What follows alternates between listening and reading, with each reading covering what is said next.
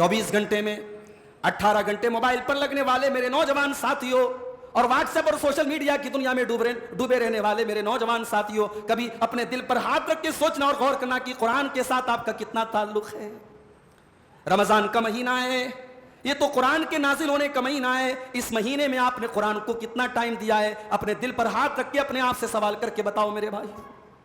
ہاں، آپ قرآن کو چھوڑ کے بیٹھے، نہ تو قرآن کو پڑھا جا رہا ہے، اور پڑھا جا رہا ہے تو قرآن کو سمجھا نہیں جا رہا ہے، قرآن پر غور نہیں کیا جا رہا ہے، اور اگر قرآن کو پڑھا جا رہا ہے، اس کو سمجھنے کی کوشش بھی کی جا رہی ہے، تو قرآن کے اوپر عمل نہیں کیا جا رہا ہے۔ میرے پیارے بھائیوں، قرآن کو نہ پڑھنا بھی غلط، قرآن کو نہ سمجھنا بھی غلط، قرآن پر غور نہ کرنا بھی غلط، اور قرآن پر عمل نہ کرنا بھی غلط ہے۔ اور یہ تمام چیزیں رسول اللہ کے نبی قیامت کے دن اللہ کی بارگاہ میں ہماری شکایت کریں گے اور کہیں گے وقال الرسول یا رب ان قوم اتخذوا هذا القرآن مہجورا۔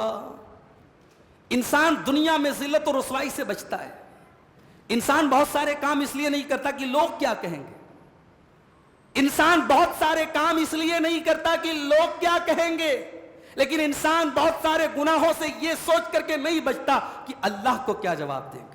لوگوں کی پرواہ کرتا ہے، اللہ کی پرواہ نہیں کرتا ہے۔ ارے لوگ آج بدنام کریں گے اور کل پھر نارمل ہو جائیں گے، لوگوں کا کیا ہے؟ لوگوں کا حال تو یہ ہے کہ ساری زندگی آپ کوئی کام کریں تو لوگ تعریف نہیں کرتے، ساری زندگی لوگ شکایت کرتے ہیں، جب انسان مر جاتا ہے، جب مٹی دینے آتے تو کہتے یار اچھا آدمی تھا۔ لوگ تو وہ ہے کہ ان کے منہ سے اچھا آدمی تھا یہ سننے کے لیے مرنا پڑے گا آپ کو۔ اگر آپ لوگوں کے منہ سے تعریف سننا چاہتے ہیں مرنا پڑے گا آپ کو، مریں گے تب لوگ تعریف کریں گے۔ زندگی میں بہت مشکل ہے کسی کے منہ سے تعریف سننا۔ السلام علیکم ورحمۃ اللہ وبرکاتہ۔ الحمد للہ رب العالمین والعاقبۃ للمتقین والصلاة والسلام علی سید الانبیاء والمرسلین وعلی آلہ وصحبہ اجمعین، اما بعد۔ محترم حضرات، قرآن حکیم کی 19ویں پارے کی کچھ آیتوں کی تفسیر آج ہم دیکھیں گے۔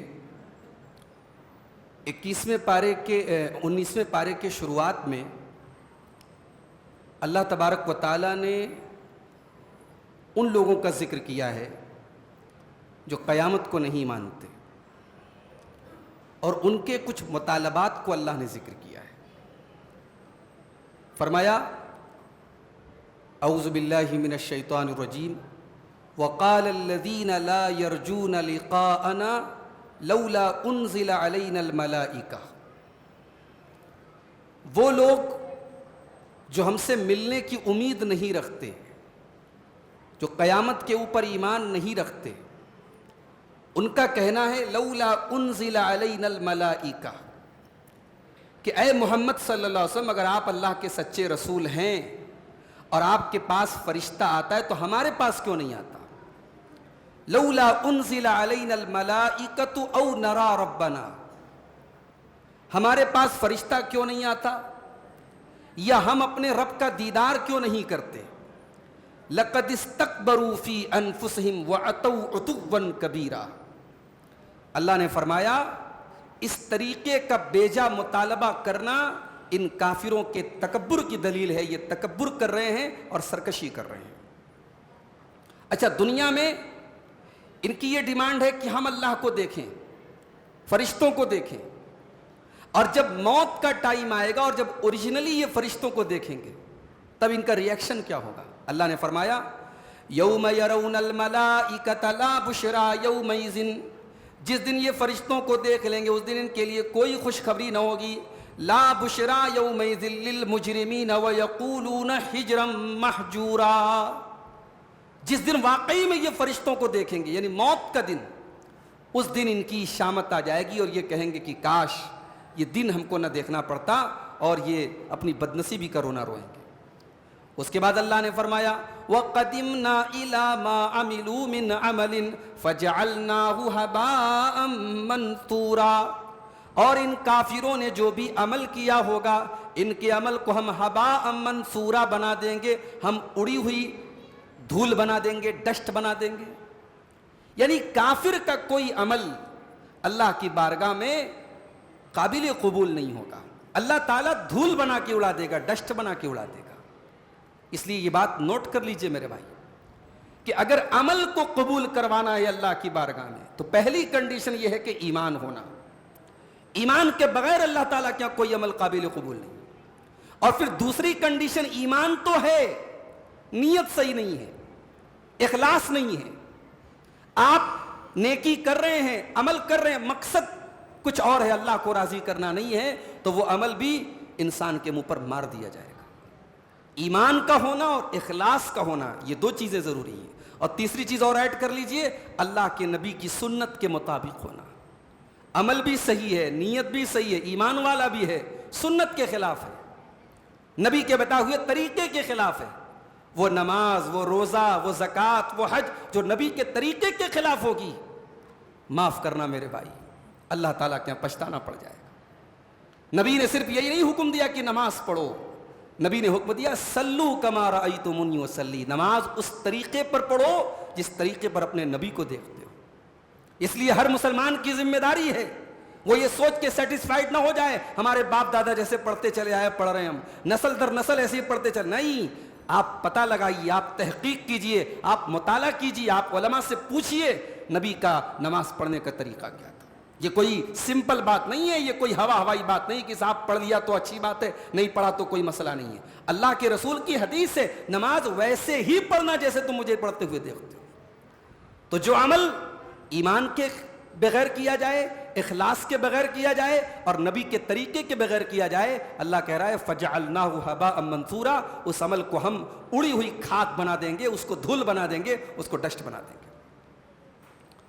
اس کے بعد دنیا میں برے لوگوں کو اپنا دوست بنانے والا, بری سنگت اختیار کرنے والا, دنیا میں ایسے لوگوں کے ساتھ رہنے والا جو انسان کے عقیدے کو برباد کر دے, انسان کے دین کو برباد کر دے, ایسے لوگوں کی سنگت اختیار کرنے والا قیامت کے دن کتنا پچھتائے گا, اللہ نے اس کا ذکر کیا.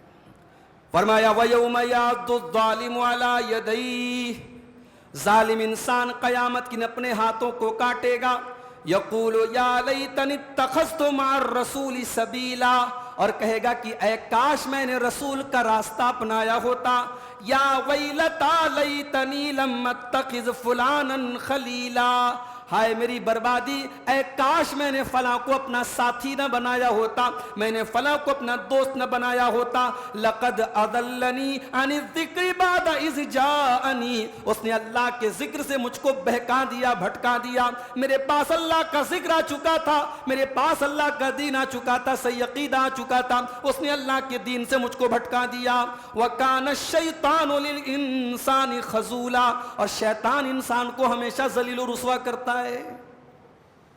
ہمیشہ دوستی کس سے کر رہے ہیں آپ؟ کسی کو دوست بنانا کوئی معمولی بات نہیں ہے. ہر ایرے غیرے نتھو خیرے کو دوست نہیں بنایا جاتا. کبھی تاریخ کا مطالعہ کرو تو کبھی غور کرنا کہ بڑی بڑی شخصیتوں کے کامیابی کے پیچھے ان کو دوستوں کا بڑا رول رہا ہے. ہمارے نبی کی زندگی کو دیکھو, ہمارے نبی کے تو بہت سارے صحابہ تھے مگر دوست تو ایک ہی تھا میرے بھائی. اور دوست ایسا تھا کہ جب ہجرت کا موقع آیا تھا, حضرت عائشہ کہتی ہیں میرے اللہ کے نبی صلی اللہ علیہ وسلم ہمیشہ شام کو آتے تھے میرے گھر میں. اس دن دوپہر میں آئے, ایسے تو صبح آتے تھے, شام آتے تھے, اس دن دوپہر میں آئے. انسپیکٹڈ ٹائم تھا, اس ٹائم اللہ کے نبی نہیں آتے تھے. اور آ کر کے انہوں نے دروازہ کھٹکھٹایا. حضرت ابوبکر صدیق نے دروازہ کھولا. اللہ کے نبی نے کہا گھر میں کوئی اور تو نہیں ہے؟ کہا ہے اللہ کے رسول میرا پریوار ہے, میری فیملی ہے. کہا ہے ابوبکر خوش ہو جاؤ, اللہ کی طرف سے اجازت مل گئی ہجرت کرنے کی, اب مکہ چھوڑ کے مدینہ جانا ہے. ابوبکر صدیق یہ سن کر کے جتنا خوش ہوئے اتنا ہی ان کے دل میں ایک خواہش تھی کہ میں نبی کے ساتھ یہ سفر کروں گا. کہا ہے اللہ کے نبی مجھے ساتھ میں جانا ہے نا, آپ کی صحبت ملے گی نا؟ کہا ہے ابوبکر تم میرے ساتھ چلو گے.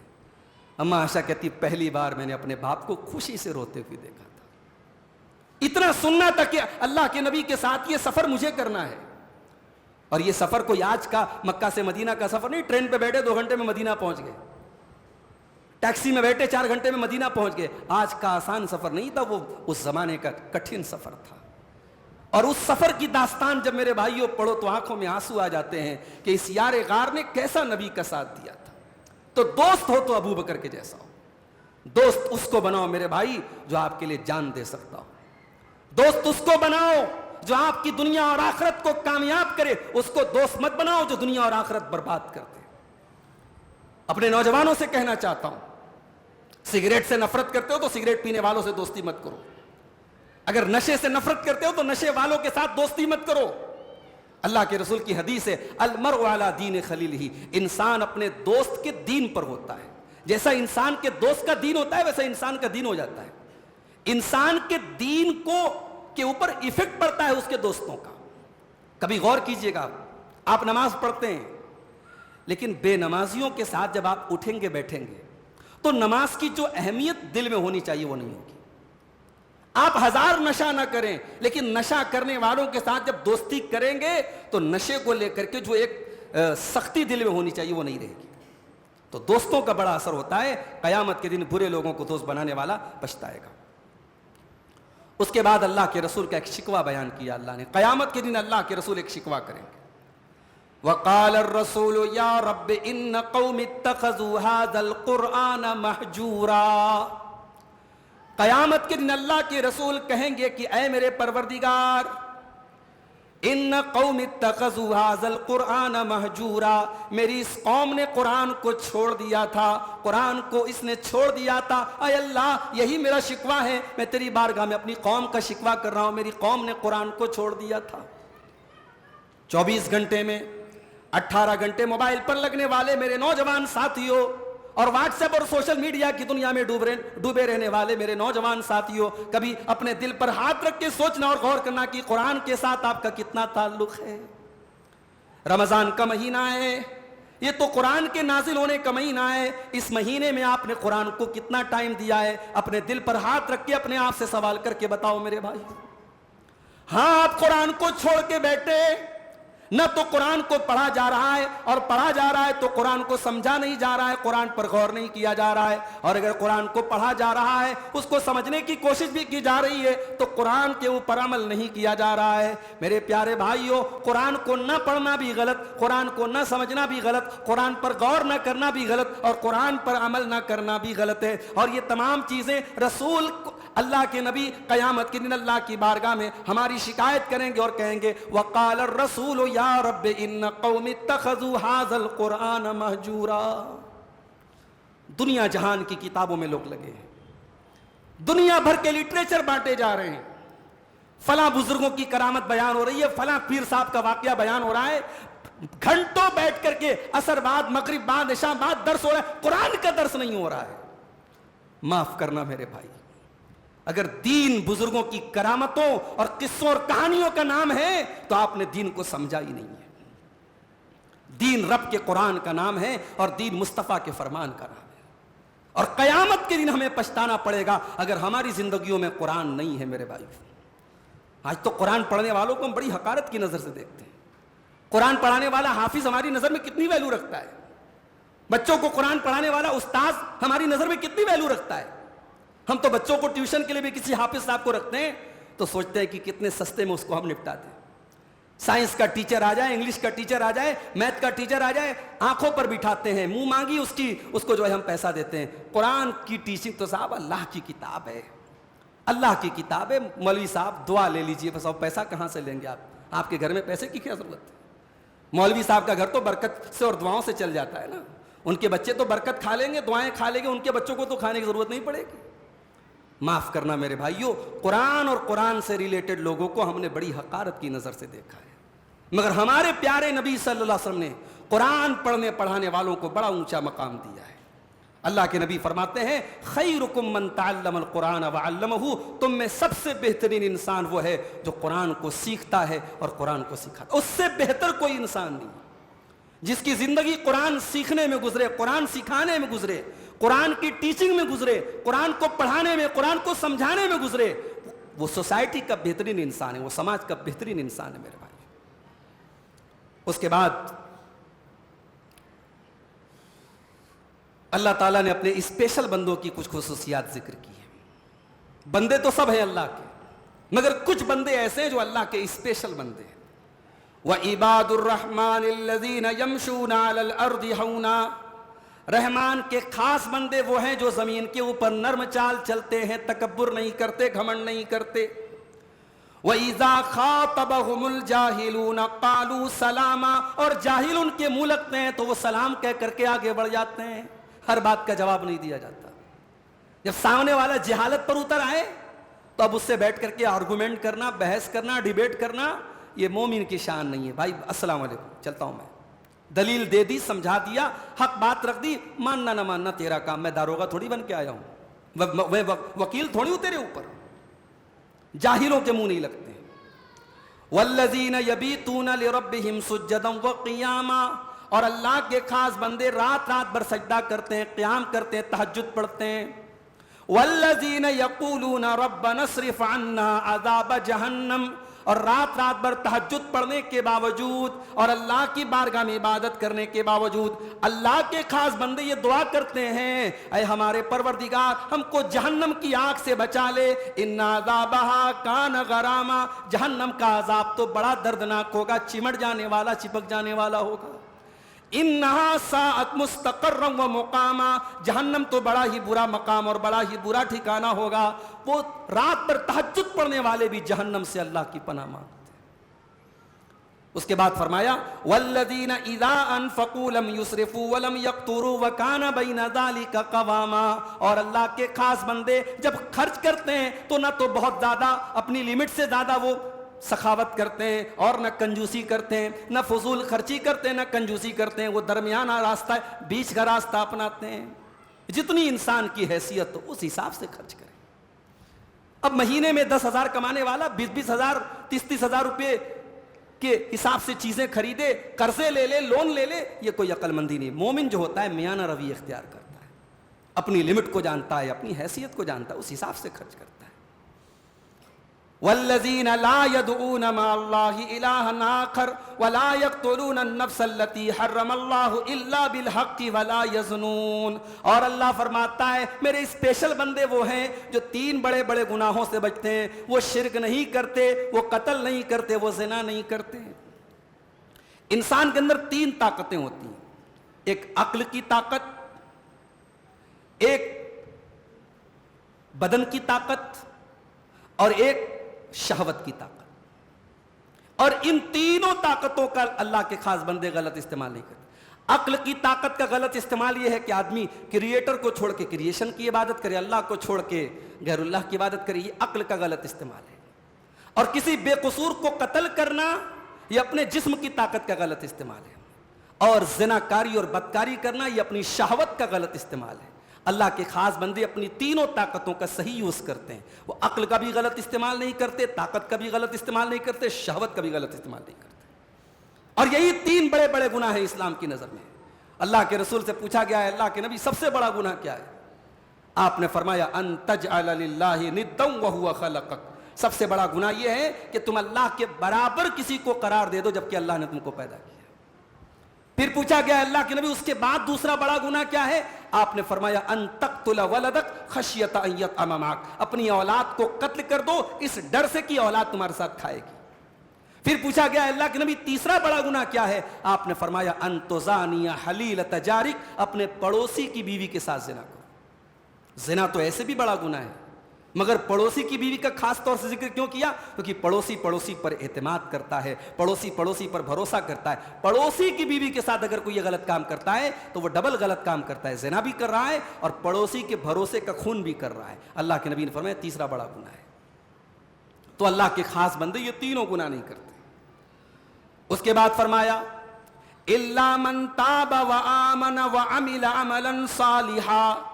اتنے بڑے بڑے گناہوں کا تذکرہ کرنے کے بعد اللہ نے فرمایا کہ اگر کوئی توبہ کر لے اور ایمان لے آئے اور صحیح راستے پر آ جائے, نیک عمل کرنے لگے, فَأُولَئِكَ يُبَدِّلُ اللَّهُ سَيِّئَاتِهِمْ حَسَنَات. اللہ ایسے لوگوں کے گناہوں کو نیکیوں میں بدل دے گا.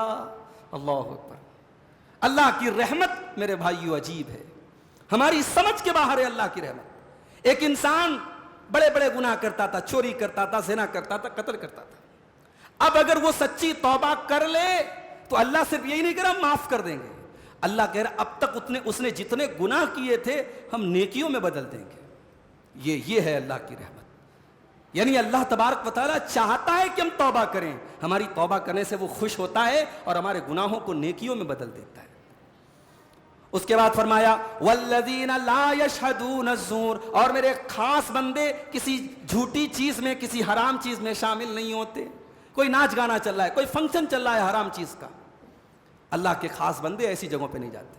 جس جگہ کے بارے میں پتہ لگ جائے کہ وہاں شراب پی جا رہی ہے, وہاں زنا ہو رہا ہے, وہاں ناچ گانا اور نہیں جاتے. وہاں کسی ایسی شادی میں نہیں جاتے, کسی ایسے فنکشن میں نہیں جاتے جہاں حرام کام ہو رہا ہو. لا یشہدون الزور, وہ حرام مجلسوں میں نہیں جاتے. وَإِذَا مَرُّوا بِاللَّغْوِ مَرُّوا كِرَامًا, اور اگر کسی لغو چیز کے پاس سے, کسی بیکار چیز کے پاس سے ان کا گزر ہوتا ہے تو شرافت کے ساتھ گزر جاتے ہیں.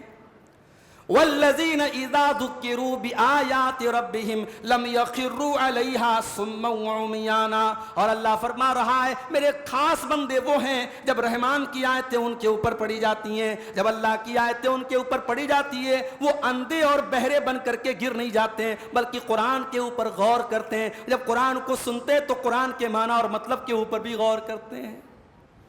ہمارے یہاں کیا ہو رہا ہے, ایک ایک رات میں پورا قرآن پڑھا جا رہا ہے, شبینہ ہو رہا ہے. آپ کیا ہوتا ہے کہ نہیں شبینہ, کہیں شبینہ ہوتا ہے صاحب, شعبان کی 15 تاریخ کو لوگ پورا قرآن ایک رات میں سن رہے ہیں. اب وہ بیچارہ جو حافظ ہے وہ پڑھ رہا ہے یعلمون تعلمون یعلمون تعلمون راجدھانی کی اسپیڈ سے پڑھ رہا ہے. یہ قرآن کے ساتھ مذاق نہیں ہے میرے بھائی. یہ قرآن کوئی طوطا مینا کی کہانی کی کتاب نہیں, ہدایت کی کتاب ہے, تدبر کی کتاب ہے, غور کرنے کی کتاب ہے میرے بھائی. بعض لوگ نماز میں بھی ماشاءاللہ اتنی اسپیڈ میں قرآن پڑھتے ہیں کہ بس پیچھے والے کو بس اتنا سمجھ میں آ رہا کہ ہاں یہاں پہ آیت ختم ہو رہی ہے. ابھی ایک ویڈیو میرے پاس آیا تھا تراویح کی نماز کا, گھڑی کی سیکنڈ کی سوئی بھی اتنی تیز نہیں ہلتی ہے جتنی تیز رکوع سجدہ اور ہو رہا تھا. کب سورہ فاتحہ شروع ہوئی, کب سورہ اخلاص شروع ہوئی, کب رکوع ہوا, کب کھڑے ہوئے, کب سجدے میں گئے, کتنی جلدی. بھائی یہ کیا ہے صاحب, یہ قرآن کا مذاق نہیں ہے. اللہ کہہ رہا ہے میرے خاص بندے قرآن کو اندھے اور بہرے بن کر کے نہیں سنتے, غور سے سنتے ہیں. قرآن تو وہ کتاب ہے جو دلوں کو بدل دے میرے بھائی. ابھی آج آپ نے جمعہ کے خطبے میں سنا, ڈاکو نے قرآن سنا تو سب سے بڑا نیک انسان بن گیا. قرآن تو دلوں کو بدلنے والی کتاب ہے. قرآن کو ہم نے چومنے چاٹنے کی کتاب بنا. لوگ سوال کرتے ہیں مولوی صاحب قرآن الماری پر سے گر گیا, مولوی صاحب کیا اس کا کفارہ کیا دینا؟ ارے تو نے نظروں سے قرآن کو گرایا, تو نے دل سے قرآن کو گرایا, اس کا کفارہ کبھی پوچھا تو نے؟ کبھی تو اپنے دل سے پوچھو کہ سال کے 360 دنوں میں تم نے قرآن کو کتنی بار اٹھا کے اس کو پڑھا ہے, اس کو سمجھا ہے. تم مسئلہ پوچھ رہے ہو کہ الماری سے گر گیا تو کفارہ کیا دینا ہے؟ تاقوں میں سجایا جاتا ہوں, آنکھوں سے لگایا جاتا ہوں, پڑھ پڑھ کے سنایا جاتا ہوں, مجلس میں سنایا جاتا ہوں. قرآن کا شکوہ ہے میرے بھائی, ایک پوری نظم ہے ماہر القادری کی, کبھی موقع ملے تو سن لیجئے گا کہ قرآن کے ساتھ سارا کام ہو رہا ہے, لیکن جو اصل کام ہے قرآن ہدایت کی کتاب ہے, وہ کام نہیں ہو رہا ہے.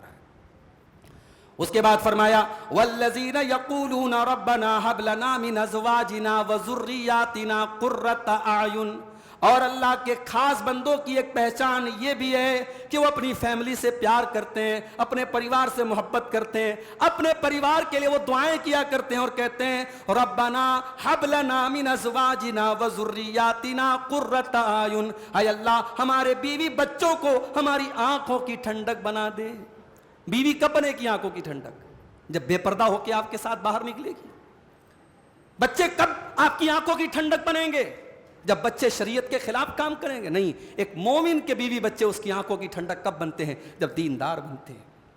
جب ایک مومن رات میں سوتا ہے اور فجر کے ٹائم اس کی نیند نہیں کھلتی اور اس کی بیوی اس کو پکڑ کے اٹھاتی ہے, وہ بیوی اس مومن کی آنکھوں کی ٹھنڈک بنتی ہے میرے بھائی.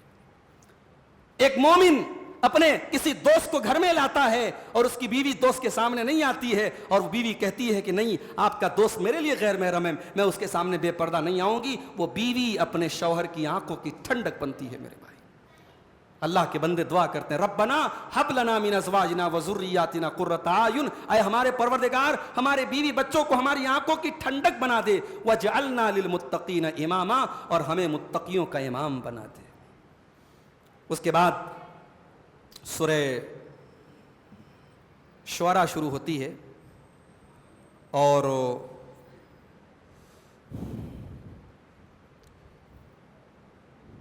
سورہ شعراء میں اللہ تعالیٰ نے جادوگروں کا واقعہ بیان کیا حضرت موسیٰ علیہ السلام کا.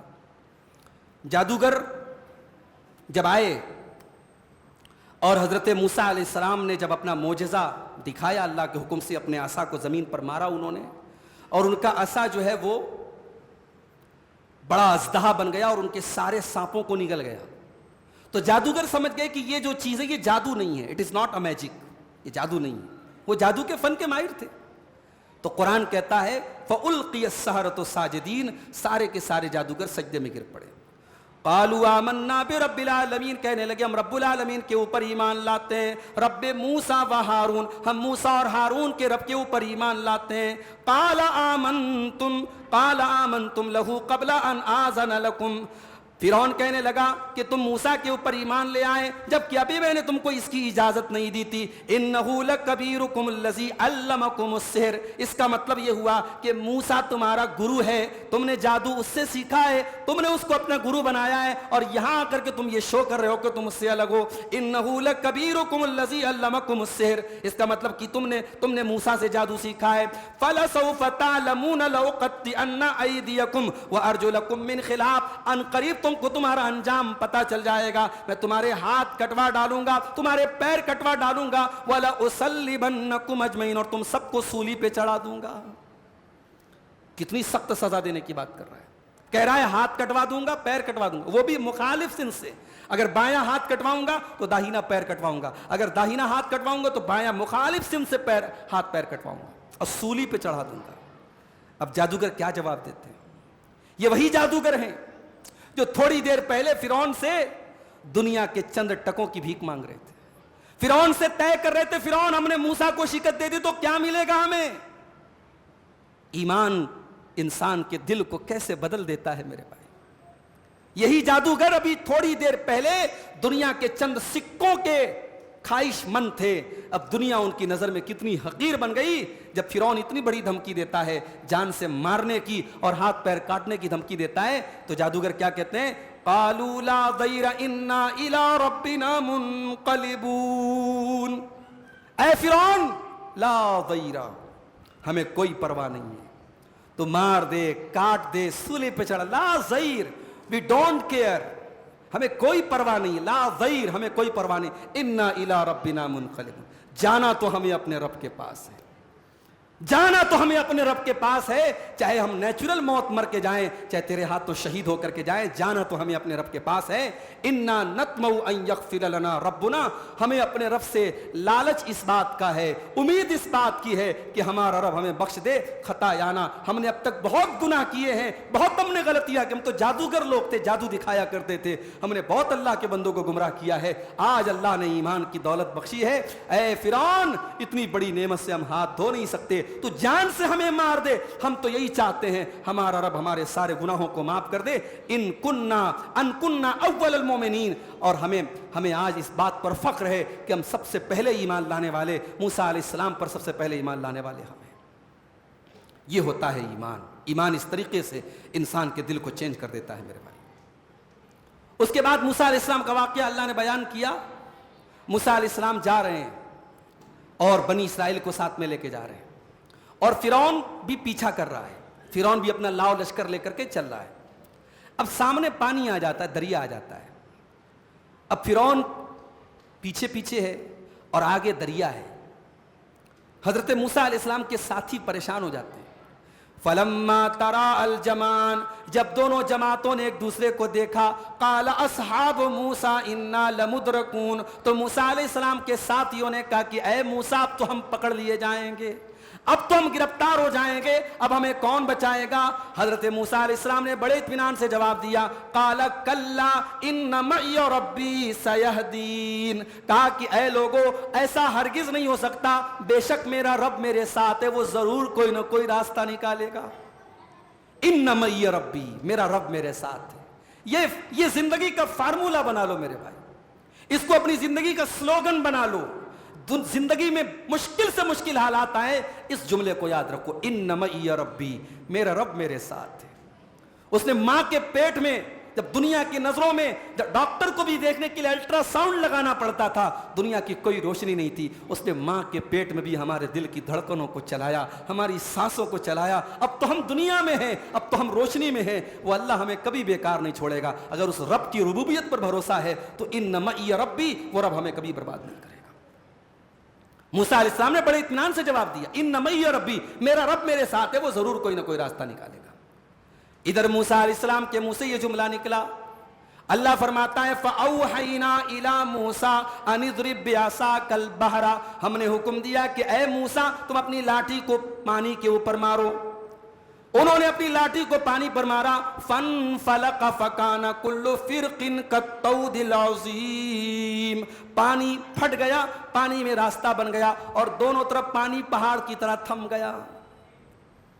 ایسا کبھی دیکھا ہے آپ نے؟ پانی رک جائے، پانی کے بیچ میں برج بن گیا، راستہ بن گیا اور پانی دونوں طرف سے تھم گیا، اور موسیٰ علیہ السلام بنی اسرائیل کو لے کر کے آرام سے اس کو پار کر گئے۔ اس لیے کسی نے بڑا پیارا جملہ کہا ہے کہ جب اللہ تعالیٰ ساتھ ہونا تو لن نار تحرق ولا البحر یغرق، تو نہ سمندر انسان کو ڈوباتا ہے نہ آگ جلاتی ہے۔ جب اللہ ساتھ ہو، اللہ ساتھ تھا تو آگ نے ابراہیم کو نہیں جلایا، اور اللہ ساتھ تھا تو موسیٰ علیہ السلام اور ان کے ساتھیوں کو پانی، جس پانی میں فرعون ڈوب گیا اسی پانی میں سیف نکل کر کے حضرت موسیٰ چلے گئے۔ تو جب اللہ ساتھ ہو تو نہ سمندر ڈباتا ہے نہ آگ جلاتی ہے۔ اللہ اکبر۔ اس کے بعد ابراہیم علیہ السلام کا ذکر کیا گیا۔ ابراہیم علیہ السلام اپنی قوم کو توحید کی دعوت دیتے ہیں، کہتے ہیں قال افرأیتم ما کنتم تعبدون، اے میری قوم کے لوگوں تم جس کی عبادت کرتے ہو اس کے بارے میں تمہارا کیا خیال ہے؟ انتم وآباؤکم الاقدمون، تم بھی ان پتھر کے بتوں کی، ان پیڑ پودوں کی، ان چاند تاروں کی عبادت کرتے تھے، تمہارے باپ دادا بھی کرتے تھے۔ فإنہم عدو لی، کان کھول کر کے سن لو، یہ سب میرے دشمن ہیں، الا رب العالمین، میرا اگر کوئی دوست ہے تو وہ رب العالمین ہے۔ سوال یہ پیدا ہوتا ہے، انسان دنیا میں پیڑ کی عبادت کر رہا ہے، پتھر کی عبادت کر رہا ہے، گائے کی عبادت کر رہا ہے، حضرت ابراہیم کہہ رہے کہ یہ سب میرے دشمن ہیں۔ بھائی پیڑ کہاں ہمارا دشمن ہے، پتھر کہاں دشمن ہے؟ سوال پیدا ہوتا ہے نا، ابراہیم کہہ رہے یہ سب میرے دشمن ہیں۔ یہ سب دشمن بن جائیں گے قیامت کے دن۔ اللہ قرآن میں کہتا ہے دوسرے مقام پر سورہ مریم میں وَاتَّخَذُوا مِن دُونِ اللَّهِ آلِهَةً لِيَكُونُوا لَهُمْ عِزًّا، انہوں نے اللہ کے علاوہ بہت سارے لوگوں کو معبود بنا کے رکھا ہے تاکہ یہ سب ان کو عزت دے دیں۔ اللہ فرماتا ہے کلا، ان کو عزت ملنا تو بڑی دور کی بات ہے، سَيَكْفُرُونَ بِعِبَادَتِهِمْ وَيَكُونُونَ عَلَيْهِمْ ضِدًّا، جن لوگوں کی، جن غیر اللہ کی، جن پیڑ پودوں کی، جن پتھروں کی اللہ کے سوا عبادت کرتے ہیں، یہ سب قیامت کے دن ان کے دشمن بن جائیں گے، یہ سب انکار کریں گے۔ پیڑ کہے گا یا اللہ میں تو تیری مخلوق تھا، میں تو تیری تسبیح بیان کرتا تھا، پتھر کہے گا میں تو تیری تسبیح بیان کرتا تھا، یہ سب ہمارے، یہ ان مشرکوں کے، ان کافروں کے دشمن بن جائیں گے۔ تو ابراہیم علیہ السلام کہتے ہیں کہ اے اللہ، یہ سب، اے میری قوم کے لوگوں یہ سب میرے دشمن ہیں، الا رب العالمین، سوائے اللہ رب العالمین کی۔ الذی خلقنی، اسی اللہ نے مجھ کو پیدا کیا ہے، فہو یہدین، اور وہی مجھ کو ہدایت دیتا ہے، والذی ہوا یطعمنی ویسقین، وہی مجھے کھلاتا ہے، وہی مجھے پلاتا ہے۔ دیکھو ہدایت کا ذکر پہلے کیا اور کھلانے پلانے کا ذکر بعد میں کیا۔ انسان کے شریر کی ریکوائرمنٹ سے پہلے انسان کے روح کی ریکوائرمنٹ ہوتی ہے۔ ہمارے جسم کی ضرورتیں بعد میں پوری ہو چلے گا، پہلے ہماری روح کی ضرورت پوری ہو، اور روح کی ضرورت ہدایت ہے۔ ابراہیم علیہ السلام نے پہلے اللہ کی ہدایت کا ذکر کیا، کہا اللہ نے مجھ کو پیدا کیا اور وہ مجھ کو ہدایت دیتا ہے، اور وہ مجھے کھلاتا ہے، مجھے پلاتا ہے۔ وَإِذَا مَرِضْتُ فَهُوَ يَشْفِينِ، اور جب میں بیمار ہوتا ہوں تو وہ شفا دیتا ہے۔ اچھا ایسا نہیں بولا کہ وہی مجھے بیمار کرتا ہے وہی شفا دیتا ہے۔ جب اللہ کے بارے میں کوئی لفظ بولو تو بہت سوچ سمجھ کے بولو، یہ ادب کا تقاضا ہے۔ ایسا بھی بول سکتے ہیں نا اللہ ہی بیمار کرتا ہے، اللہ ہی، بھئی بیماری بھی تو اللہ ہی کی طرف سے آتی ہے، مگر ایسا نہیں بولے جب میں بیمار ہوتا ہوں تو اللہ شفا دیتا ہے۔ یہ ادب کا تقاضا ہے کہ بیماری کی بات آئی تو اپنی طرف منسوب کیا، کہ جب میں بیمار ہوتا ہوں تو اللہ شفا دیتا ہے۔ اس کے بعد حضرت ابراہیم علیہ السلام کی ایک دعا بیان کی گئی۔ ابراہیم علیہ السلام ایک دعا کرتے ہیں، کہتے ولا تخزنی یوم یبعثون، اے اللہ مجھے قیامت کے دن رسوا نہ کرنا، مجھے قیامت کے دن ذلیل نہ کرنا۔ انسان دنیا میں ذلت اور رسوائی سے بچتا ہے۔ انسان بہت سارے کام اس لیے نہیں کرتا کہ لوگ کیا کہیں گے، انسان بہت سارے کام اس لیے نہیں کرتا کہ لوگ کیا کہیں گے، لیکن انسان بہت سارے گناہوں سے یہ سوچ کر کے نہیں بچتا کہ اللہ کو کیا جواب دیں گے۔ لوگوں کی پرواہ کرتا ہے، اللہ کی پرواہ نہیں کرتا ہے۔ ارے لوگ آج بدنام کریں گے اور کل پھر نارمل ہو جائیں گے، لوگوں کا کیا ہے؟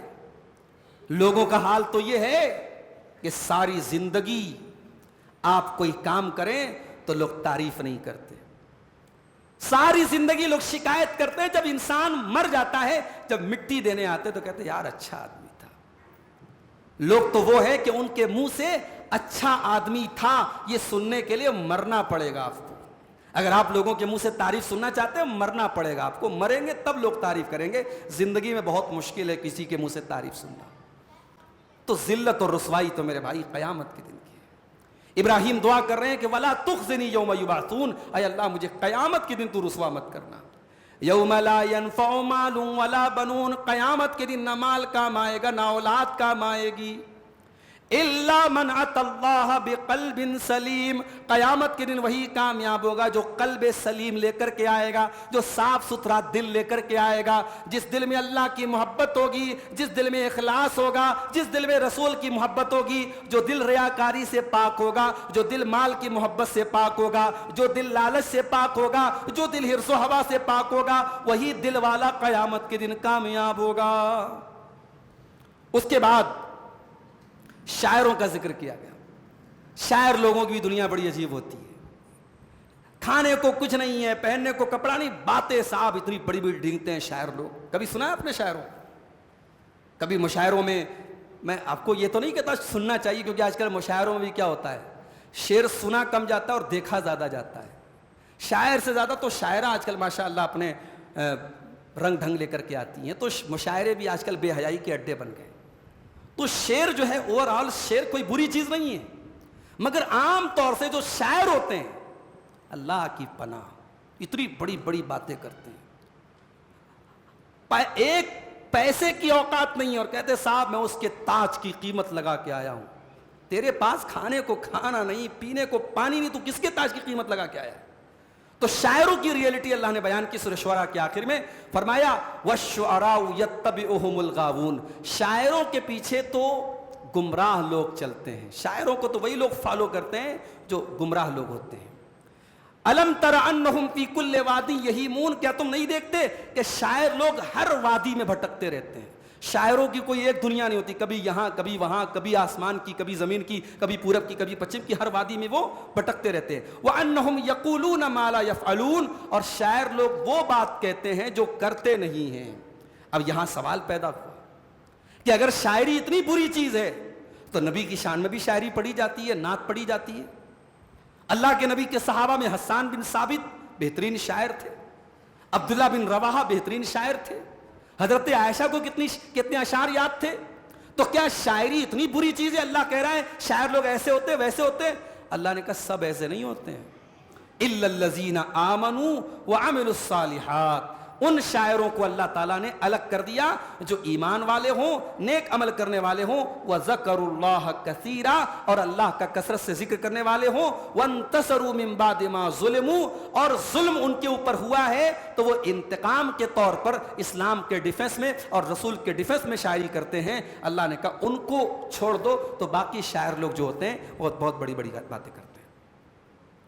اس کے بعد سلیمان علیہ السلام کا واقعہ بیان کیا گیا۔ سلیمان علیہ السلام جا رہے ہیں اپنے لشکر کے ساتھ، ان کو اللہ تعالیٰ نے جانوروں کی بولی بھی سکھائی تھی، جانوروں کی بولی بھی وہ سن لیتے تھے، سمجھ لیتے تھے۔ اب یہ جا رہے ہیں اپنے لشکر کے ساتھ، تو ایک جگہ چیونٹیوں کی وادی تھی، چیونٹیوں کا بل تھا، چیونٹیوں کے رہنے کی جگہ تھی۔ اب وہاں سے ان کا لشکر گزرا تو چیونٹیوں کی جو رانی تھی اس نے دیکھا کہ سلیمان اور اس کا لشکر آ رہا ہے، کہیں ایسا نہ ہو کہ ان کے پیروں کے نیچے میری قوم کی یہ چیونٹیاں رونت دی جائیں۔ تو جو قوم کا لیڈر ہوتا ہے نا، بہترین لیڈر کی پہچان یہ ہوتی ہے کہ وہ اپنی قوم کی فکر کرے. آج کل تو ہمارے لیڈر ماشاءاللہ ایسے قوم کی فکر بعد میں کرتے, پہلے اپنی فکر پہلے کرتے ہیں. اپنا بینک بیلنس بھرا ہونا, اپنی بلڈنگیں ہائی فائی ہونا, اپنا کاروبار لمبا چوڑا. آج کل کیا ہے, سیاست کے نام پر کیا ہوتا ہے, قوم کے نام پر سب سے زیادہ لوٹنے والے یہی ہوتے ہیں جو قوم کی ہمدردی کی بات کرتے ہیں.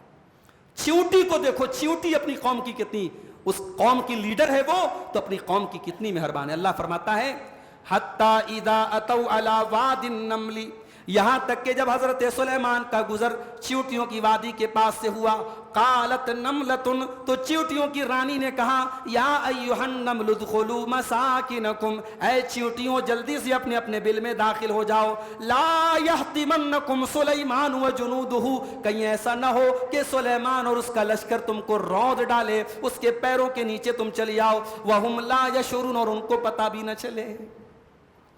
دیکھو کئی سبق مل رہے اس واقعے سے. چیونٹی اگر چاہتی تو جلدی سے اپنے بل میں چلی جاتی, قوم جائے بھاڑ میں, اس کو کوئی فرق نہ پڑتا, مگر وہ لیڈر تھی, اور سچا لیڈر وہ ہوتا ہے جو اپنی قوم کی فکر کرے. چیونٹی نے سکھایا کہ قوم کے لیڈر ہو تو قوم کی فکر کرو, اپنی ذات کی فکر کرے, اور اپنے لیے بنائے تو کیا بنائے, قوم کے لیے تم نے کیا کیا یہ بتاؤ. کہا کہ اے چیونٹیوں جلدی سے بل میں چلی جاؤ. اس کے بعد آپ دیکھیے سلیمان اتنے بڑے پیغمبر, اتنے بڑے بادشاہ, سلیمان علیہ السلام کا نام لے رہی ہے کہ سلیمان اور اس کا لشکر. اور سلیمان علیہ السلام یہ سن کر کے غصہ نہیں ہو رہے ہیں. یہاں تو چھوٹے موٹے لوگ ہوتے ہیں, ان کا اگر لقب نہ لے لو, حاجی صاحب کو حاجی نہ بولو تو ناراض ہوتا ہے. بھائی صاحب, ایک آدمی حج کر کے آیا, بنیا کا ادھار بہت تھا, بنیا بیچارہ پریشان تھا, بار بار مانگتا تھا, ہاں یہ دیتا نہیں تھا. اب یہ حج کر کے آیا, اگلے دن بنیا کی دکان پہ پہنچا. بنیا نے سوچا کہ لگ رہا ہے کہ ابھی حج کر کے آیا ہے, اس کو تھوڑا اللہ کا ڈر پیدا ہوا ہے, میرا قرضہ چکانے آیا ہے. آیا بنیا کے پاس, بولا بھائی نکال ڈائری نکال, تو کہاں لکھا ہے میرا حساب نکال ذرا. بنیا جلدی سے کاپی نکالا. اچھا ہاں یہ ہے, یہ آپ کا نام لکھا ہے. کہ کیا نام لکھا ہے؟ بولے اب یہ سلیمان لکھا ہے. کہ لکھ دے حاجی سلیمان, حاجی محمد سلیمان, حاجی بڑھا لو تم. یہ حاجی بڑھانے کے لیے ڈائری نکلوایا, حساب ابھی بھی چکتا نہیں کیا اس نے. تو بعض لوگ تو ایسے ہوتے ہیں صاحب کہ ان کے نام کے ساتھ حاجی نہ لگاؤ تو وہ ناراض. یہاں حضرت سلیمان اتنے بڑے پیغمبر ہیں, اور چیونٹی نام لے رہی ہے, ہز ہائینس نہیں بول رہی ہے, بادشاہ سلامت نہیں بول رہی ہے, یور کنگشپ نہیں بول رہی ہے, ڈائریکٹ نام بول رہی ہے, سلیمان اور اس کا لشکر ہم کو روند نہ دے. اور سلیمان اسلام مسکراتے ہیں. پتہ یہ لگا کہ بڑے لوگ جو ہوتے ہیں وہ القاب اور آداب کی وجہ سے ان کو کوئی فرق نہیں پڑتا ہے, ان کو ان کے القاب اور آداب سے کوئی مطلب نہیں ہوتا ہے. کسی نے لیا نہیں لیا, ان کی عزت میں کوئی کمی نہیں آتی ہے. بڑے لوگوں کی یہ شان ہوتی ہے. اور چیونٹی نے ایک سبق اور دیا, کہا کہ دیکھو سلیمان اور اس کا لشکر اگر ہم کو روندے گا تو جان بوجھ کے نہیں روندے گا. وہم لا یشعرون, اگر وہ روندے گا تو بے خبری میں روندے گا, دیکھ کر کے نہیں رو سکتا ہے. تو جلدی سے اپنے بل میں چلی جاؤ, کہیں ایسا نہ ہو کہ سلیمان اور اس کا لشکر بے خبری میں ہم کو روندے. پتہ یہ چلا کہ چیونٹی نے سبق یہ دیا کہ اپنے بھائی کے لیے ہمیشہ عذر تلاش کر لیا کرو کہ اگر وہ یہ کام اس نے کیا ہوگا تو کسی مجبوری میں کیا ہوگا. آج ہمارے اندر کمی اس بات کی ہے کہ ہم دوسروں کے لیے معیار الگ رکھتے ہیں, اپنے لیے معیار الگ رکھتے ہیں. اگر کوئی غلط کام ہم سے ہو جائے تو ہمارے پاس 10 ایکسکیوز ہوتے ہیں, اور دوسرے سے وہی سیم کام ہو جائے تو ہم اس کو کوئی ایکسکیوز دینے کے لیے تیار نہیں ہوتے ہیں. چیونٹی نے ایکسکیوز دیا, چیونٹی نے عذر تلاش کیا اور کہا کہ سلیمان اور اس کا لشکر اگر یہ کام کرے گا تو جان بوجھ کے تو نہیں کرے گا, بے خبری میں ایسا کام کر سکتا ہے. اور اسی سے یہ پتہ چلا کہ جب ایک پیغمبر اور اس کے لشکر کے لوگ ایک چیونٹی کو جان بوجھ کر کے نہیں مار سکتے تو آخری پیغمبر کے ماننے والے ٹیررسٹ کیسے ہو سکتے ہیں, آتنکوادی کیسے ہو سکتے ہیں. جو آخری پیغمبر کا کلمہ پڑھے اور آخری پیغمبر کی بات مانے وہ ٹیررسٹ کبھی نہیں ہو سکتا, اور جو ٹیررسٹ ہو اس نبی کا ماننے والا نہیں ہو سکتا.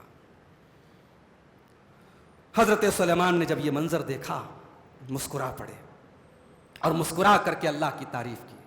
قال رب اوزعنی ان اشکر نعمتک التی انعمت علی, اے میرے پروردگار میں تیرا شکر ادا کرتا ہوں کہ تو نے اتنی بڑی نعمت سے مجھ کو نوازا. وعلی والدی, اور تو نے میرے ماں باپ کو بھی بہت نوازا. زندگی میں جب کوئی کامیابی ملے تو انسان اپنے ماں باپ کو یاد کرے. میرے بھائی سلیمان دعا کر رہے ہیں, اپنے لیے نہیں اپنے ماں باپ کے لیے بھی دعا کر رہے ہیں. کہہ رہے ہیں اے اللہ میں شکر ادا کرتا ہوں تو نے مجھے بھی بہت نوازا اور میرے ماں باپ کو بھی بہت نوازا. وَأَنْ أَعْمَلَ صَالِحًا تَرْضَاهُ, اے اللہ میں تجھ سے دعا کرتا ہوں مجھے ایسے عمل کی توفیق دے جس سے تو راضی ہوتا ہے. وَأَدْخِلْنِي بِرَحْمَتِكَ فِي عِبَادِكَ الصَّالِحِينَ, اور اے اللہ اپنی رحمت سے اپنے نیک بندوں میں مجھ کو شامل کر دے. اس کے بعد اب آخری واقعہ سنا کر کے بعد ہم ختم کرتے ہیں. حضرت سلیمان علیہ السلام پرندوں کے بھی بادشاہ تھے, پرندے بھی ان کے کنٹرول میں تھے. تو ایک دن پرندوں کی حاضری لے رہے تھے, کوا ہے کہ نہیں ہے, گوریا ہے کہ نہیں ہے, چیل ہے کہ نہیں ہے, سب کی حاضری لے رہے تھے. تو سارے پرندے تو ہیں, ہدہد نہیں ہے. وَتَفَقَّدَ الطَّيْرَ, انہوں نے پرندوں کی حاضری لی. فَقَالَ مَا لِيَ لَا أَرَى الْهُدْهُدْ, تو کہا کہ کیا بات ہے ہدہد نظر نہیں آ رہا ہے. آج انسان کے 4 بچے ہوتے ہیں تو انسان اس پر نظر نہیں رکھتا کہ کون کتنے بجے آ رہا ہے. کوئی 2 بجے رات میں آ رہا ہے, کوئی 3 بجے رات میں آ رہا ہے. لڑکی کالج گئی, چھٹی 2 بجے آ رہی, 4 بجے آ رہی ہے, ماں باپ کو کوئی فکر نہیں ہے. ارے ذمہ دار بنو تو سلیمان کے جیسے ذمہ دار بنو. مینجمنٹ سیکھو سلیمان علیہ السلام سے. اتنی بڑی حکومت ہے, انسانوں پر حکومت ہے, جنات پر حکومت ہے, پرندوں کی حاضری لے رہے ہیں, اٹینڈنس لے رہے ہیں, اور کہہ رہے کیا بات ہے ہدہد نظر نہیں آ رہا ہے. یعنی ان کی حکومت میں اگر ایک پرندہ بھی نظر نہ آئے تو سلیمان علیہ السلام اتنے اسٹرکٹ مینیجر ہیں, اتنے یعنی ذمہ دار ہیں کہ وہ نظر رکھتے ہیں کہ ہدہد کہاں ہے, ہدہد کیوں نہیں نظر آ رہا ہے. اس کے بعد کہتے ہیں ام کان من الغائبین, کیا بات ہے مجھے ہی نظر نہیں آ رہا ہے یا واقعی میں ایبسنٹ ہے ہدہد, ہدہد غائب ہے کیا. لَأُعَذِّبَنَّهُ عَذَابًا شَدِيدًا, میں ضرور اس کو سخت سزا دوں گا. جب میں اٹینڈنس لے رہا ہوں تو اس اٹینڈنس میں ہدہد کیوں نہیں ہے, میں اس کو سخت سزا دوں گا. او لَأَذْبَحَنَّهُ, یا میں ذبح کر دوں گا اس کو. او لَيَأْتِيَنِّي بِسُلْطَانٍ مُبِينٍ, یا کوئی وہ روشن دلیل لے کر کے آئے, کوئی واضح دلیل لے کر کے آئے کہ وہ کیوں ایبسنٹ ہیں. فَمَكَثَ غَيْرَ بَعِيدٍ, تھوڑی دیر کے بعد یہ ہدہد نام کا پرندہ یہ آیا. فقال احطت بما لم تحط به وجئتك من سبع بنبأ يقين, اس کو پتہ چل گیا تھا کہ میں اٹینڈنس ہوئی اور میں ایبسنٹ ہوں اور سلیمان علیہ السلام بہت غصے میں ہے. تو آ کر کے کیا بولتا ہے, ارے حضرت میں تو وہ نیوز لے کر کے آیا ہوں جو آپ کے پاس بھی نہیں ہے. احطت بما لم تحط به, مجھے تو وہ بات پتا ہے جو آپ کو بھی پتا نہیں ہے. میں بڑی دور سے آ رہا ہوں, ملک کے سبا سے آ رہا ہوں اور ایک بہت بڑی خبر لے کے آ رہا ہوں. کیا خبر لے کے آئے ہو بھائی؟ کہا کہ میں نے ایک عورت کو دیکھا. انی وجدت امرأۃ تملکہم, میں نے ایک عورت کو دیکھا جو بادشاہت کر رہی ہے ملک سبا کے اوپر. وَأُوتِیَتْ مِنْ كُلِّ شَيْءٍ, اور اس کو ہر چیز دی گئی ہے, بہت بڑی اس کی بادشاہت ہے. وَلَهَا عَرْشٌ عَظِيمٌ, اور اس کا بہت بڑا تخت ہے. یعنی ہدہد کو یہ بات عجیب لگی کہ عورت حکومت کر رہی ہے. عورت کی حکومت کے بارے میں اللہ کے نبی کی حدیث بھی ہے. آپ کو جب پتہ لگا کہ ایران کے اندر عورت کو بادشاہ بنا دیا گیا تو اللہ کے نبی نے فرمایا کیف یفلح قوم ولوا امرہم امراتن, وہ قوم کیسے کامیاب ہو سکتی ہے جنہوں نے ولوا امرہم امراتن, جنہوں نے اپنے معاملات ایک عورت کو سونپ دیے, ایک عورت کو بادشاہ بنا دیا. میری مائیں بہنیں برا نہ مانے کہ صاحب یہ تو عورت کی برائی ہو رہی ہے, کیا عورت حکومت نہیں کر سکتی؟ بھائی عورت کیا کیا کرے گی بھائی, بچوں کی تربیت کر رہی ہے, اچھی ماں کا حق ادا کر رہی ہے, اچھی بیوی کا حق ادا کر رہی ہے. عورت کو اللہ تعالیٰ نے حکومت کے جھنجھٹوں سے دور رکھا ہے, اور تجربہ بتاتا ہے, ایکسپیرینس بتاتا ہے, اور تاریخ کا مشاہدہ بتاتا ہے. جب عورت کے ہاتھ میں ملکوں اور اسٹیٹس کی کمانڈ آئی ہے, بہت سارے ایسے فیصلے ہوئے ہیں جس کی وجہ سے پچھتانا پڑا ہے. جذباتی ہوتی ہو نا عورت جذباتی ہوتی ہے. وہ کسی نے کہا نا کہ اگر عورت کو طلاق کا آپشن دے دیا جاتا تو شادی کم ہوتی, طلاق زیادہ ہوتا. ادھر اس کے پسند کی جیولری نہیں آئی, جا طلاق طلاق طلاق, خلاص بات ختم. اگر شوہر بیوی کو طلاق کا آپشن دیا گیا ہوتا تو نکاح کم ہوتا اور طلاق زیادہ ہوتی. یہ لطیفے کی بات ہے لیکن سوچو تو واقعی میں جذباتی ہوتی ہے نا. اچھا جتنی جذباتی ہوتی ہے ماشاءاللہ اتنی جلدی مان بھی جاتی ہیں, یہ بھی اللہ تعالیٰ نے کمال رکھا ہے. جتنا جلدی ناراض ہوتی ہے اتنا جلدی مان بھی جاتی ہیں, منوا بھی لیتی ہیں, یہ کمال ہے ان کے اندر.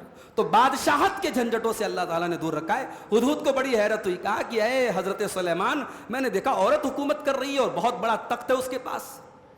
اور پھر وہ ہدہد جو تھا وہ موحد تھا, ایک اللہ کو ماننے والا تھا. اس نے کہا کہ اے سلیمان, وجدتها وقومها يسجدون للشمس من دون اللہ، میں نے اس عورت کو دیکھا، اس کی قوم کو دیکھا کہ وہ سورج کے آگے سجدہ کر رہے ہیں اللہ کو چھوڑ کر۔ وزین لهم الشیطان اعمالهم، اور شیطان نے ان کے عمل کو سجا دیا ہے، سنوار دیا ہے۔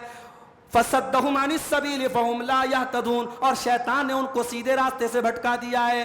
اے سلیمان، ہونا تو یہ چاہیے تھا اللہ یسجدوا للہ الذی یخرج الخبا فی السماوات والارض، ان کو تو اس اللہ کو سجدہ کرنا چاہیے تھا جو آسمان کی اور زمین کی چھپی ہوئی چیزوں کو باہر نکال لیتا ہے۔ وَيَعْلَمُ مَا تُخْفُونَ وَمَا تُعْلِنُونَ، اور ان تمام باتوں کو جانتا ہے جو ہم کھلم کھلا کرتے ہیں، جو چھپ کر کے کرتے ہیں۔ ہونا تو یہ چاہیے تھا، مگر اے سلیمان اس قوم کی اور اس عورت کی حالت یہ ہے وہ سورج کو سجدہ کرتی ہے۔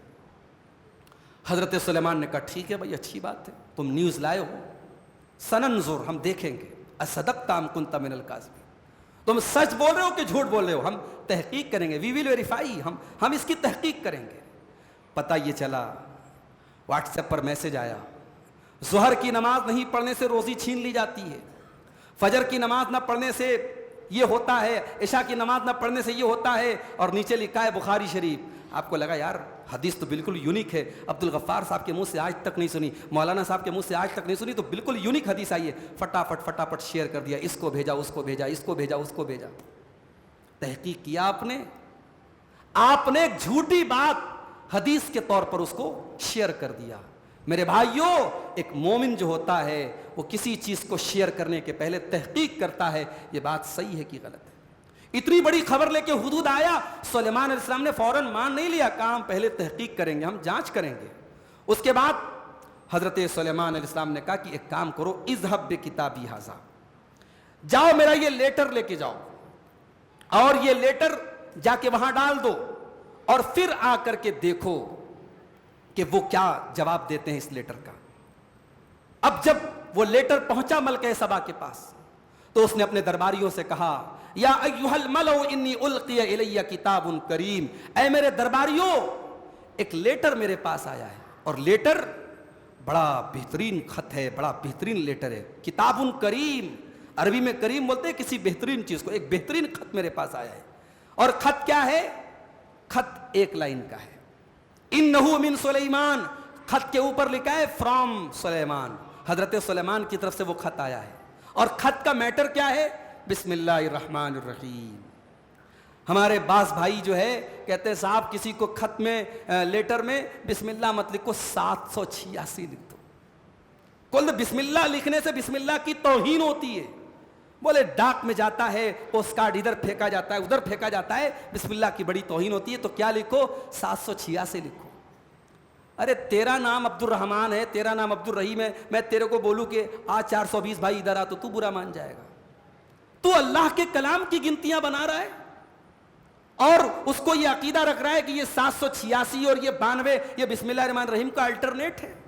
یا حضرت سلیمان علیہ السلام خط لکھ رہے ہیں ملکہ سبا کو اور کہہ رہے ہیں بسم اللہ الرحمن الرحیم، شروع اللہ کے نام سے جو بڑا مہربان نہایت رحم والا ہے۔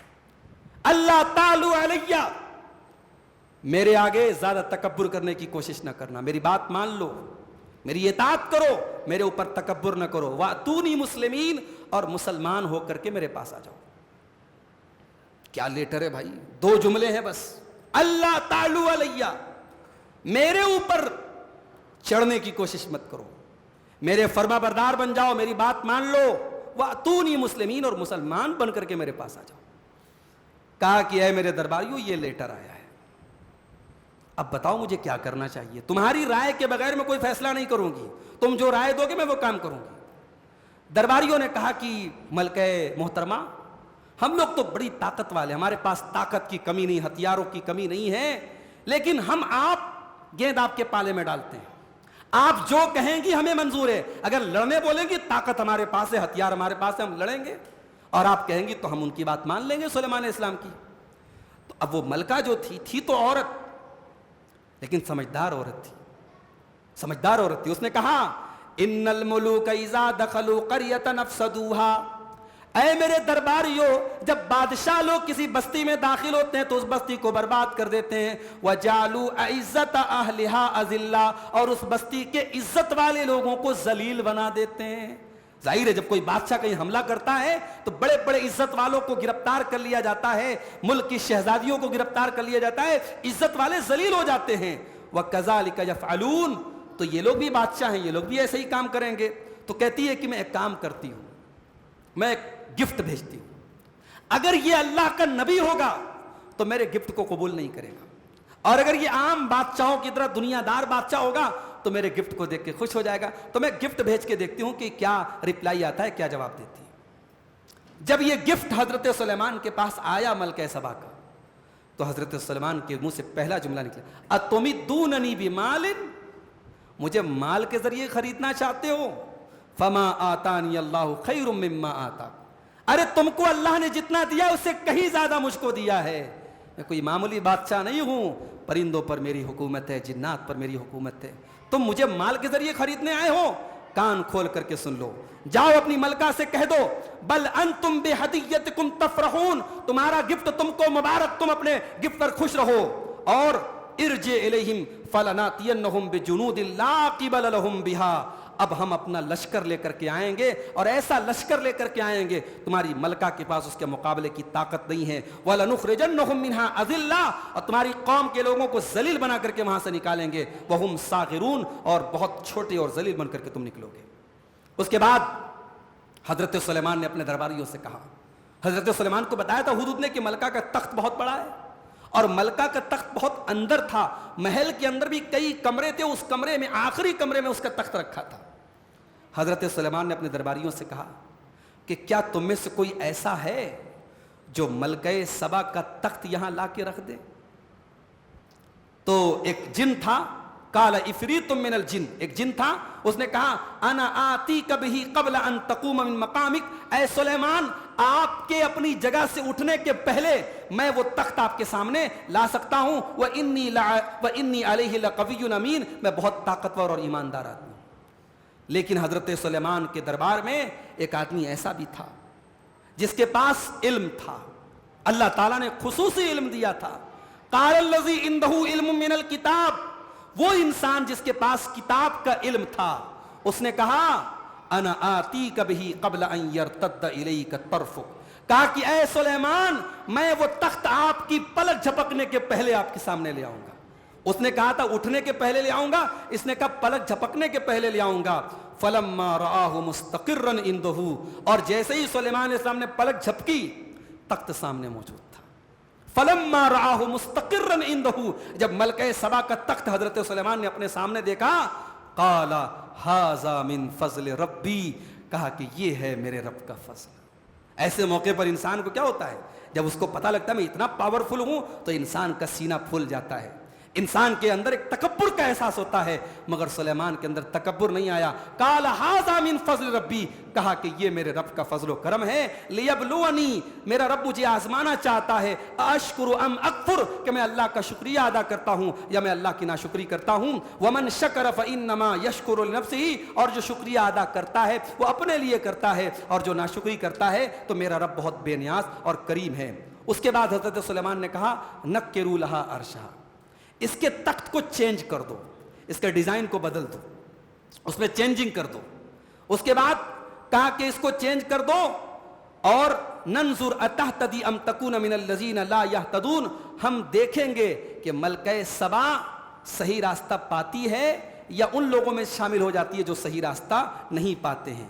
اس کے بعد ملکہ سبا آتی ہے، ملکہ سبا حضرت سلیمان کے پاس آتی ہے، اور جب وہ ان کے پاس آتی ہے تو وہ تخت جو اس کا اپنا تخت ہے وہ لایا جاتا ہے، لیکن اس کا ڈیزائن چینج کر دیا گیا ہے، تو اسے کہا جاتا ہے اہٰذا عرشک، کیا یہ تیرا تخت ہے؟ قالت کأنہ ہوا، کہتی ہے لگ رہا ہے کہ میرا ہی ہے۔ وَأُوتِينَا الْعِلْمَ مِن قَبْلِهَا وَكُنَّا مُسْلِمِينَ، اور کہتی ہے کہ ہمیں اس کے پہلے ہی علم دے دیا گیا اور ہم اسلام لے آتے ہیں۔ وَصَدَّهَا مَا كَانَتْ تَعْبُدُ مِن دُونِ اللَّهِ انہا کانت من قوم کافرین، اور اب تک جو وہ شرک کرتی تھی اس شرک کی وجہ سے وہ اللہ کے راستے سے دور تھی، توحید سے دور تھی۔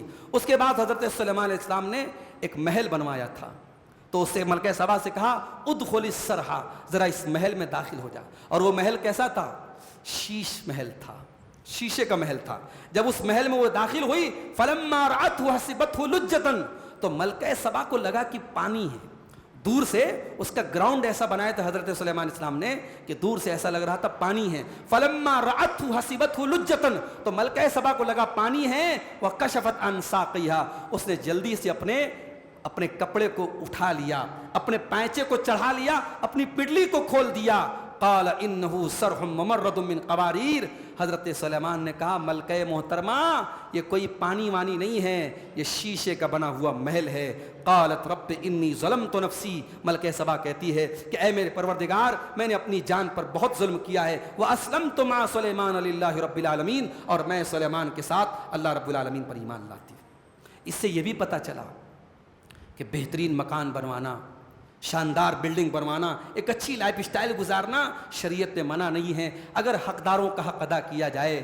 جن لوگوں کا حق ہمارے ذمے ہے ان کا حق ادا کرنے کے بعد شاندار مکان, شاندار بیڈ روم, شاندار کپڑا بنانے میں کوئی حرج کی بات نہیں ہے. حضرت سلیمان نے ایسا شیش محل بنایا کہ اس دور میں ویسا مکان بنایا نہیں جاتا تھا, ویسا محل بنایا نہیں جاتا تھا. اور اس دور کی ایک ملکہ حیران ہو گئی, اور وہاں سمجھی کہ پانی ہے. تو اس سے پتہ لگا کہ مکانات وغیرہ میں ایک یونیک جو ہے ہم تعمیر بھی اپنا سکتے ہیں, کوئی حرج کی بات نہیں ہے. بہرحال حضرت سلیمان کے واقعے میں بہت ساری عبرت کی باتیں ہیں. ہماری تفسیر آج وقت سے زیادہ ہو گئی. یہ واقعات قرآن کریم کے جو بھی بیان ہوئے ہیں اس میں میرے بھائیو اگر ہم غور کریں ہمارے لیے بہت ساری عبرت کی باتیں اور نصیحت کی باتیں ہیں. ہم اللہ سے دعا کرتے ہیں رب العالمین ہمیں قرآن کریم کی نصیحتوں پر عمل کرنے کی توفیق عطا فرمائے. رب العالمین ہم سب کو قرآن کو پڑھنے کی, سمجھنے کی, غور کرنے کی اور عمل کرنے کی توفیق عطا فرمائے. آمین. وآخر دعوانا الحمد للہ رب العالمین. السلام علیکم ورحمۃ اللہ وبرکاتہ.